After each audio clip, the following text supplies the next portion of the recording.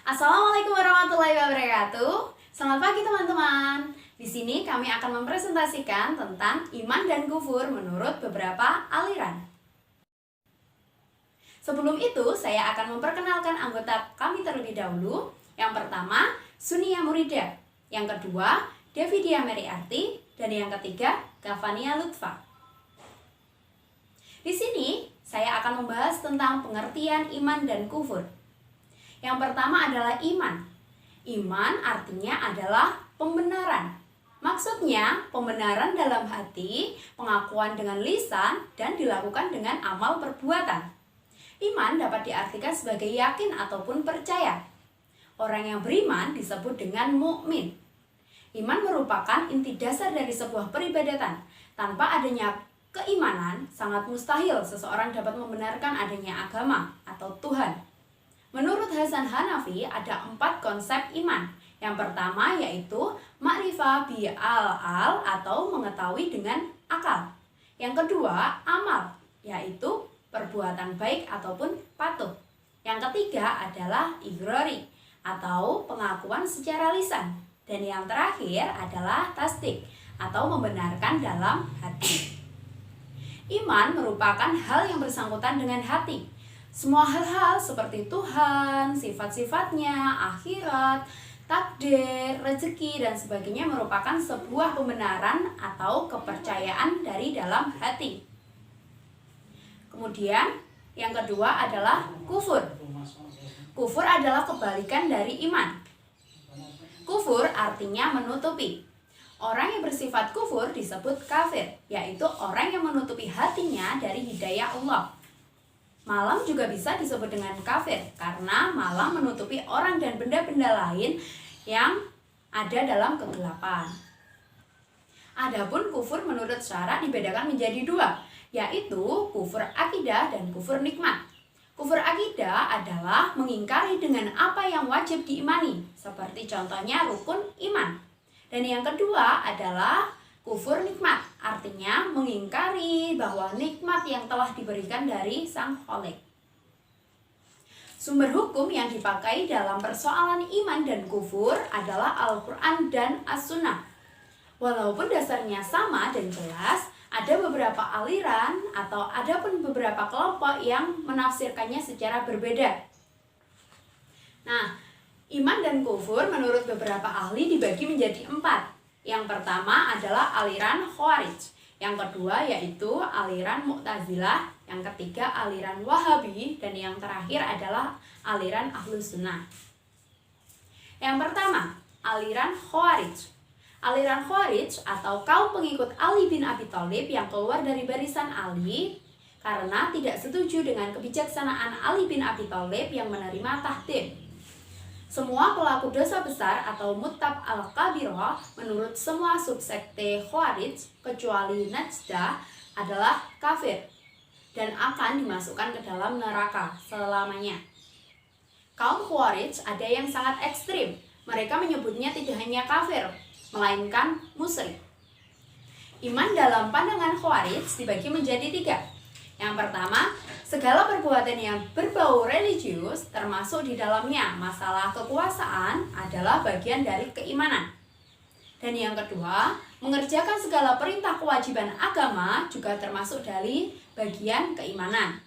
Dan yang ketiga atau yang terakhir, tidak melaksanakan kewajiban agama atau malah melakukan perbuatan dosa, baik dosa kecil maupun dosa besar, dipandang kafir.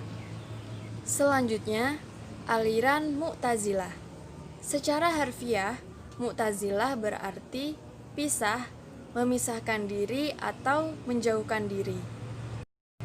Aliran ini muncul pada abad kedua Hijriah. Kemunculan aliran ini berawal dari Wasil bin Atha yang berpisah dari gurunya Hasan al-Basri karena perbedaan pendapat tentang dosa besar. Imam Hasan al-Basri berpendapat bahwa seorang muslim yang melakukan dosa besar maka masih dianggap mukmin. Sedangkan Wasil bin Atha berpendapat bahwa seorang muslim yang melakukan dosa besar maka bukanlah mukmin, tapi juga bukan kafir. Kemudian, iman dalam pandangan Mu'tazilah. Para tokoh aliran Mu'tazilah telah sepakat bahwa aspek terpenting dalam iman adalah perbuatan dan apa saja yang mereka identifikasikan sebagai ma'rifah atau pengetahuan dan akal. Menurut Mu'tazilah, segala pengetahuan dapat diperoleh dari perantara akal dan pemikiran yang mendalam. Iman adalah membenarkan di dalam hati, ikrar dengan lisan, dan dibuktikan dengan perbuatan manusia.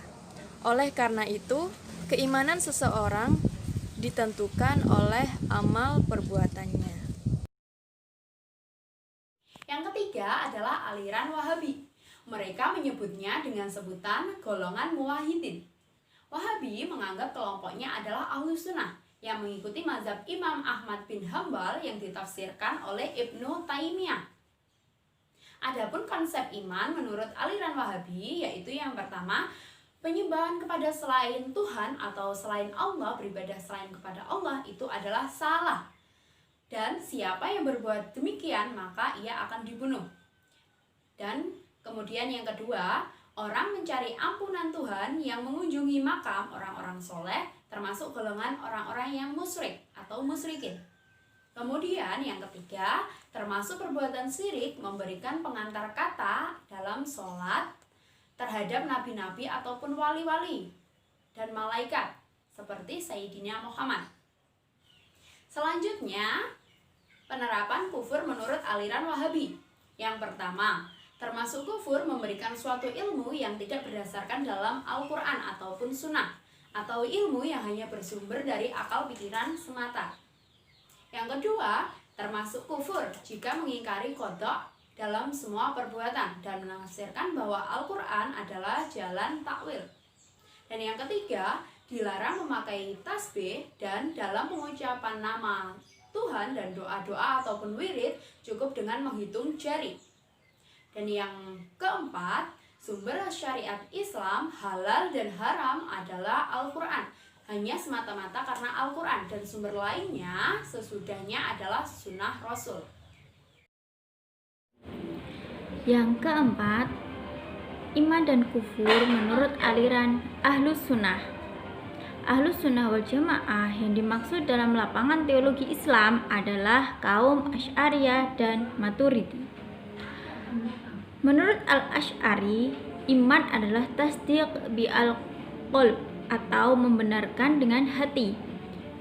Unsur iman adalah tasdiq, qaul, dan amal.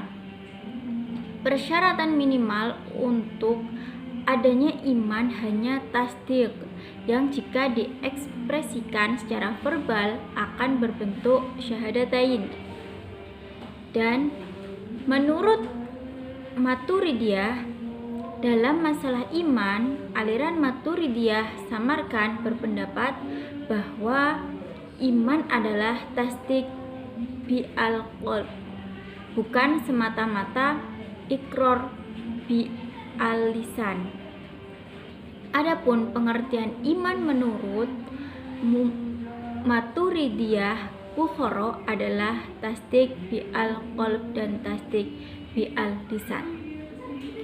Pengertian dari tasdik bi al-qalb sendiri adalah meyakini dan membenarkan dalam hati tentang keesaan Allah dan rasul-rasul yang diutusnya beserta risalah yang dibawanya.